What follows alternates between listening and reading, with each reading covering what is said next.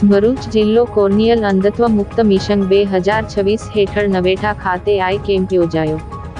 ભરૂચ જિલ્લો કોર્નિયલ અંધત્વ મુક્ત મિશન 2026 હેઠળ નવેઠા મુકામે સંકલ્પ ફાઉન્ડેશન દ્વારા જયાબેન મોદી હોસ્પિટલ અંકલેશ્વરના સહયોગથી નિઃશુલ્ક આંખોનો ચેકઅપ કેમ્પ યોજવામાં આવ્યો હતો.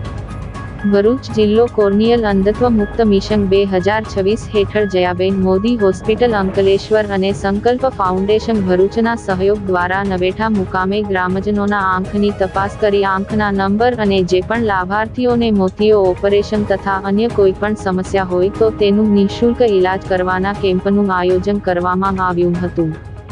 જેમાં ગામના 150મી વધુ લાભાર્થીઓએ આ સેવાનો લાભ મેળવ્યો હતો.